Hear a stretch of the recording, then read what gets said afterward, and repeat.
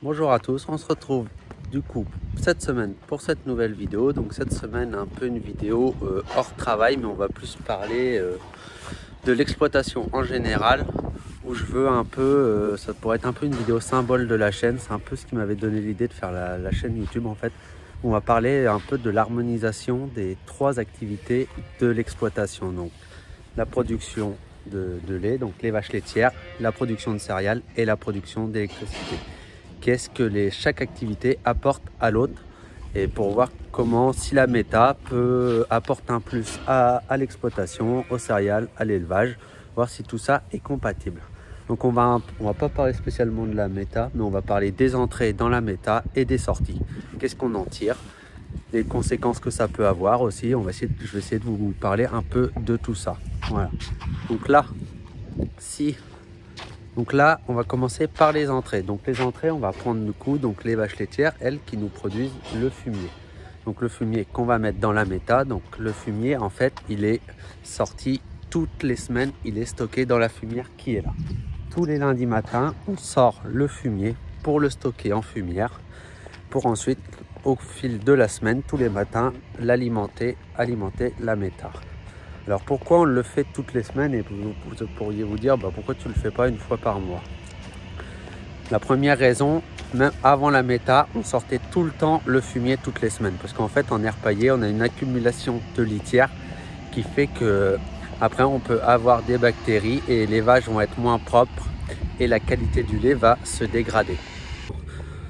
Donc là, le fait d'avoir la méta, ça évite d'emmener toutes les semaines du fumier dans les champs, et l'hiver de dégrader les chemins, de mettre de la terre sur la route, des trucs comme ça. Donc ça a été un sacré gain de temps déjà.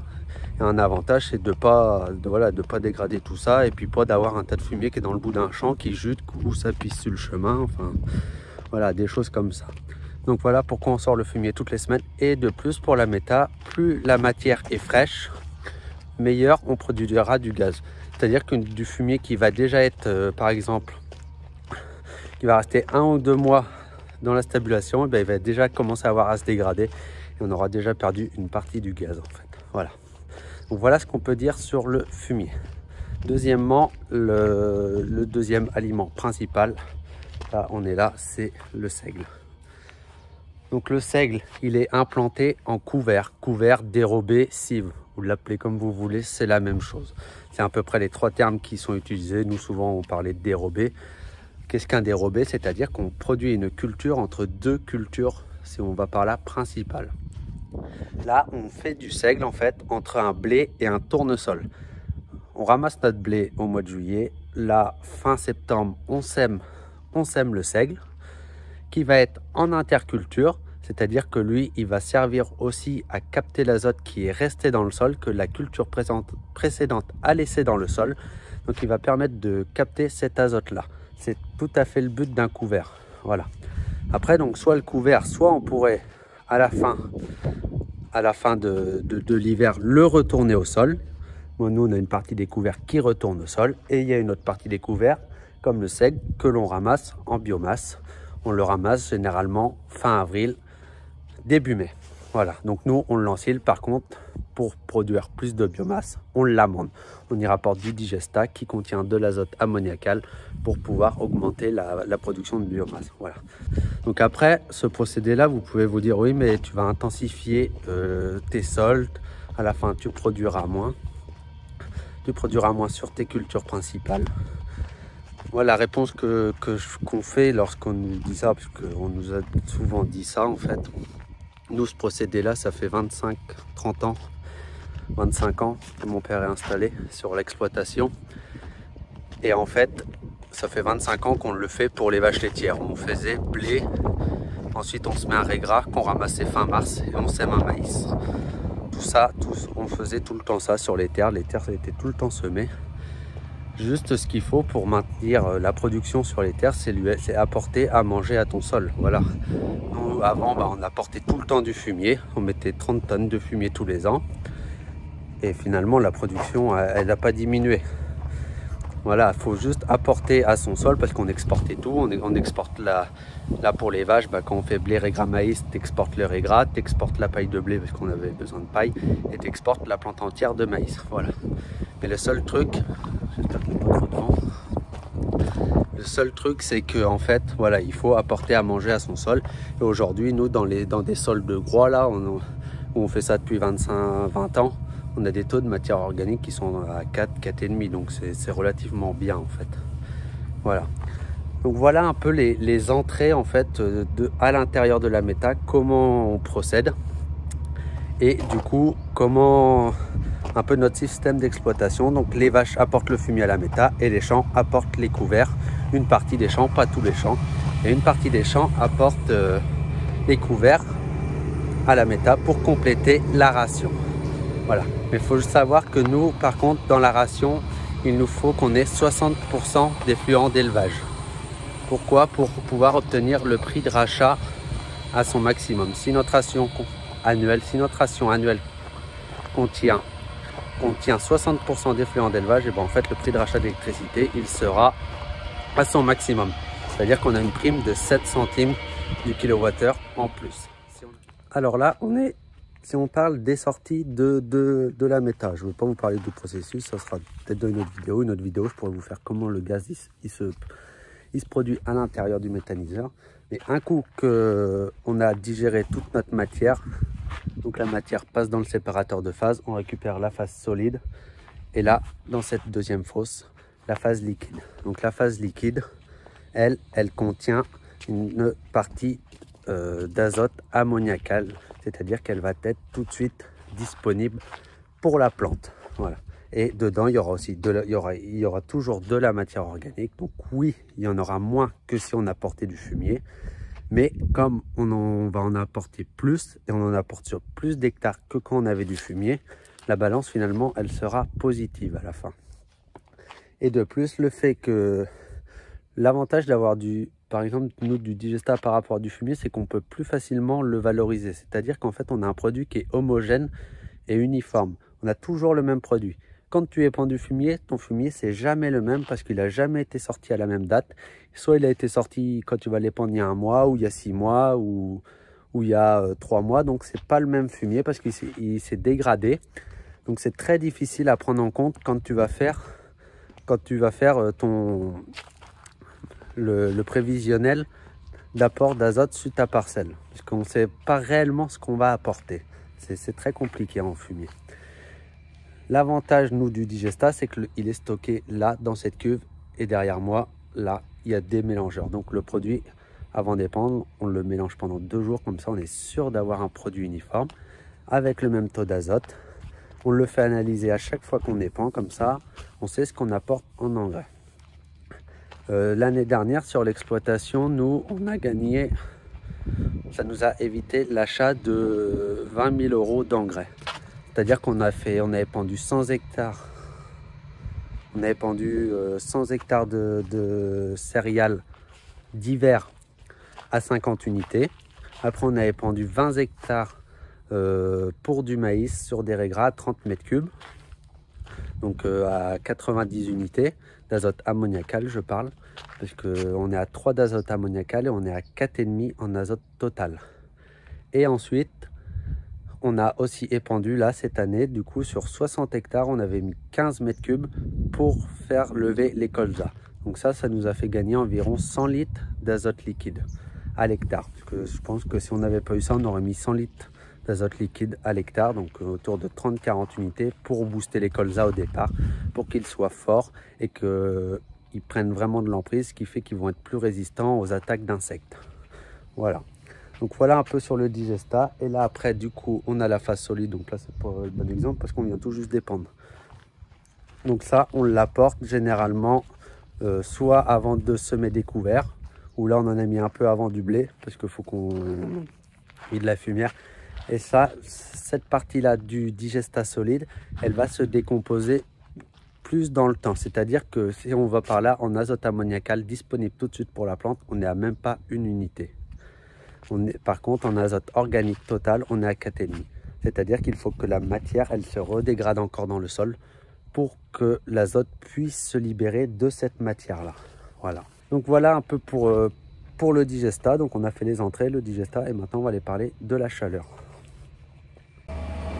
Alors là, on va se retrouver maintenant sur la partie chaleur. Alors quand je parle de la partie chaleur, sur une méta, nous on est en cogénération, c'est-à-dire qu'on produit de l'électricité. C'est un moteur qui entraîne, c'est le gaz qui est produit qui entraîne un moteur, qui entraîne une génératrice et qui produit de l'électricité qui est injectée dans le réseau. Sur ce moteur, donc comme tout moteur de voiture, de camion, de tracteur, on a un circuit de refroidissement. Donc ce circuit de refroidissement, il va être utilisé pour deux choses. La première chose, pour chauffer l'intérieur du digesteur, les petits tuyaux blancs là où il y a mon doigt, pour qu'à l'intérieur on soit à 44 degrés, pour que les bactéries fonctionnent dans leur température idéale.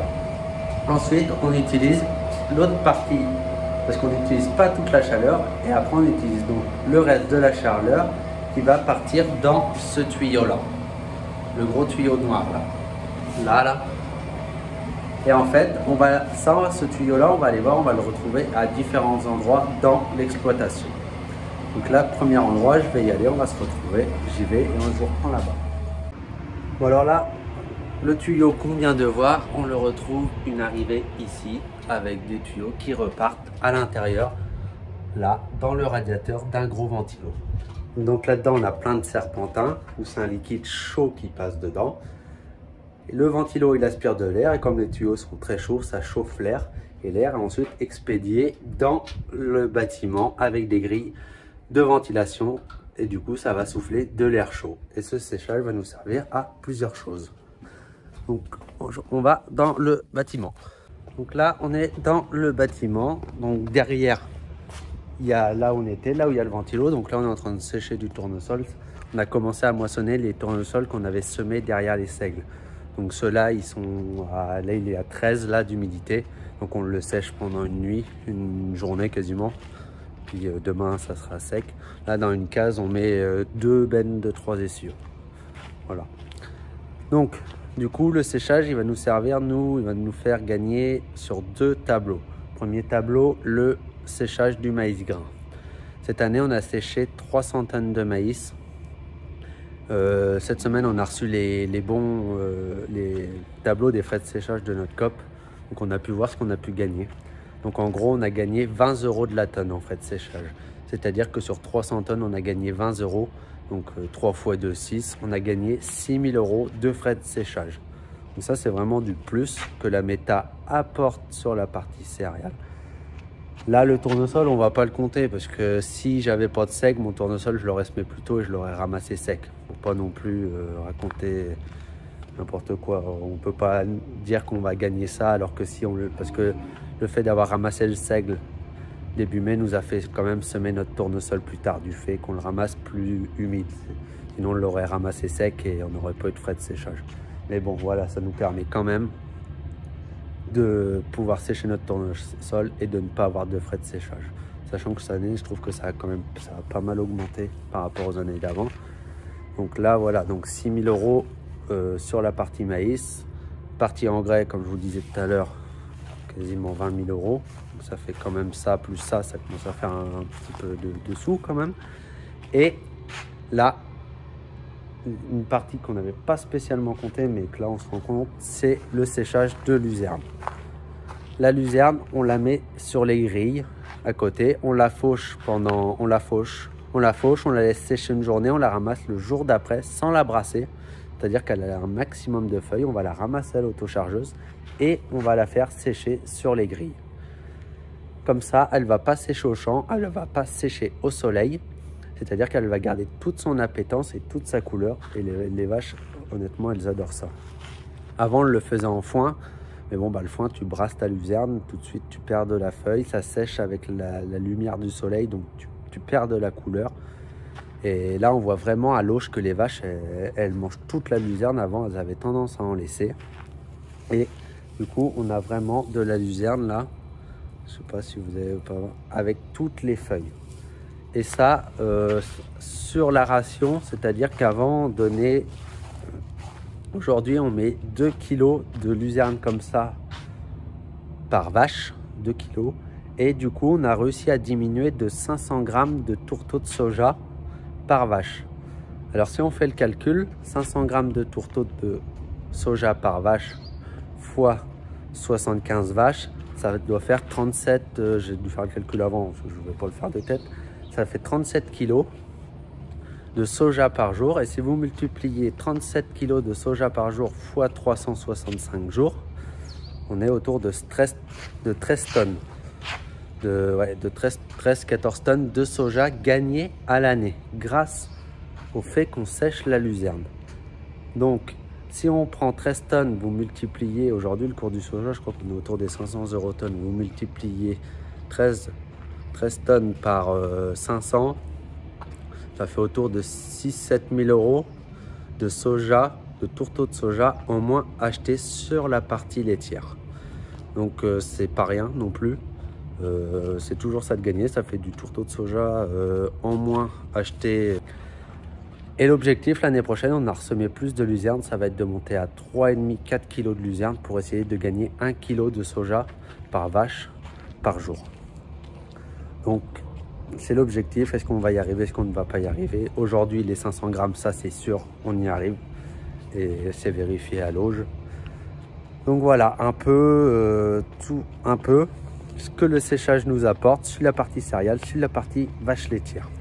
Maintenant, ça nous apporte aussi autre chose. Donc, je vous retrouve à la salle de traite. Bon, allez, on arrive à la salle de traite. Donc, le tuyau qui était là-bas, on le retrouve encore ici, avec les deux sorties. Et dans la salle de traite, je vais mettre la lumière. Dans la salle de traite, on a fait monter, alors je ne sais pas si on va les voir, les gros ventilos noirs là que vous voyez là, qui sont là, voilà. Ces gros ventilos, en fait, on va avoir le liquide chaud qui va passer dedans et l'hiver, on va avoir de l'air chaud pour réchauffer l'environnement de la traite. Ça, c'est du confort pour la personne qui traite. Voilà, l'hiver, quand tu fais la traite qui fait 0 degré, ça fait pas chaud quand il fait froid. Et là, du coup, et ça peut aussi nous permettre, si vraiment on a des gros froids, bon, ça arrive pas trop chez nous, mais bon, des fois, quand il y a du vent et que ça fait froid, on a les derniers postes, ils arrivent à geler. C'est-à-dire que la condensation dans l'air fait que l'air gèle. Donc là, avec ça, on n'aura plus de problème. Et une dernière chose dont je ne veux pas vous le faire voir, c'est le chauffe-eau. Parce que pour le lavage de la salle de traite, il faut de l'eau chaude. Et en fait, ça, on s'en était pas trop rendu compte, mais ça, mon père l'avait directement sur la facture d'électricité. En fait, ça a été un gain de 300 € par mois, le chauffe-eau en moins. C'est-à-dire que le chauffe-eau, c'est du liquide qui chauffe l'eau à l'intérieur. Comme un peu ceux qui connaissent des panneaux solaires. C'est le même système en gros. Voilà, c'est un chauffe-eau pareil. Donc voilà, 300 € par mois, bah, vous multipliez par 12, ça fait 3600 € par an de gains en plus sur le chauffage, sur la facture d'électricité de l'exploitation. Voilà. Et on a aussi notre bureau, bon, je ne vais pas aller vous le faire voir, il a le bout là-bas, où on chauffe tout notre bureau. Donc c'est des radiateurs, on a un système aussi qui fait que un échangeur, hein, ça échange le liquide, puis ça chauffe de l'eau pour chauffer nos radiateurs dans notre bureau. Voilà, comme ça on ne consomme pas d'énergie pour notre bureau. Donc voilà un petit peu les différentes modalités. Si on va parler de la valorisation de la chaleur, de la valorisation du digestat. Je vous ai fait voir au départ les apports du fumier, de couverts. Donc après, je ne vais pas vous mentir et vous dire, le seigle, on perd peut-être un petit peu en rendement en tournesol. Là, on est en train de les ramasser, on verra à la fin. Peut-être que par rapport à un tournesol semé classiquement, on va peut-être perdre 3 quintaux par rapport même à ce qu'on entend par rapport à nos collègues qui sont à côté. Voilà, je ne vais pas vous dire qu'on ne perd pas en faisant des dérobés comme ça. Après, le fait qu'on perd, c'est aussi parce qu'on ramasse tard. Mais ça, après, c'est notre choix. On ne peut pas incriminer ça au couvert. Après, voilà, c'est nous qui décidons quand on les ramasse. Si on les ramasse début mai, voilà, on sait qu'on va perdre un petit peu en potentiel pour la culture principale. Après, voilà, ça c'est théorique, ça va dépendre de l'année. Hein. Il y a des années où on ne va pas perdre. L'année dernière, on n'a même pas perdu, on a même fait un meilleur rendement. Cette année, je pense qu'on va perdre un petit peu. Et encore, l'eau de la fin nous a bien aidé quand même au 15 août. Voilà. Et puis, voilà un peu ce que je peux vous dire. Donc, j'espère que vous avez bien compris. Moi, c'est vraiment en faisant cette chaîne YouTube, ce que je veux vous montrer, c'est que les 3 activités, honnêtement, elles se complètent et que la méta, bah, moi je trouve vraiment que c'est compatible avec l'élevage. Et des fois, on met des fois les méta en concurrence avec l'élevage.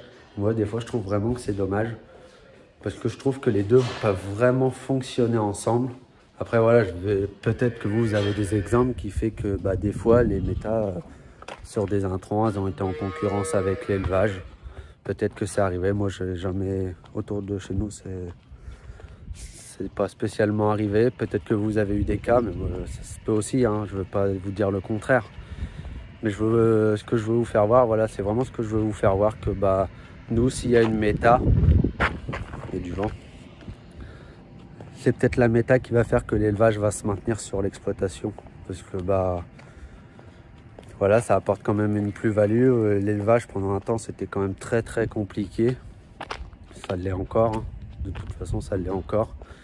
Et voilà, le fait de la méta, bah, ça apporte quand même du plus, hein. Ça apporte de l'autonomie en protéines au niveau de la luzerne, un petit peu de gain en électricité, un peu de confort du trayeur, bah, tout ça, ça plus ça plus ça fait un gros plus à la fin. Et nous, c'est peut-être ce qui va nous faire conserver l'élevage à terme sur l'exploitation. Parce que là, nous, on est dans des secteurs où on pourrait ne pas avoir les vaches, honnêtement, hein, et puis on y arriverait largement même. Mais bon, on croit vraiment, nous, on est passionnés par l'élevage, on aime les vaches. Ça a tout son intérêt, on trouve. Donc voilà, la méta a tout son intérêt avec l'élevage aussi. Donc voilà, c'est vraiment une vidéo que je voulais vous faire. Bon, j'ai beaucoup parlé, je ne sais pas si vous avez tout compris. Si vous avez des questions, bah, posez-les. C'est vraiment ce que je veux vous faire voir à travers les vidéos. C'est que bah, la méta, les céréales et les vaches, c'est compatible. Ça peut fonctionner ensemble. Et voilà, enfin, moi, c'est vraiment ce que je veux vous faire voir. Eh bien, moi, je vais vous laisser sur cette vidéo, enfin sur cette fin de vidéo, pardon. Puis bah, je vous dis à la semaine prochaine pour une nouvelle vidéo. Je sais pas ce qu'on va faire encore, peut-être de l'épandage de Digesta, on verra. Puis bah, si vous avez des questions, bah, n'hésitez pas à les poser, abonnez-vous. Et puis bah, moi, je vous dis de passer une bonne semaine. Salut!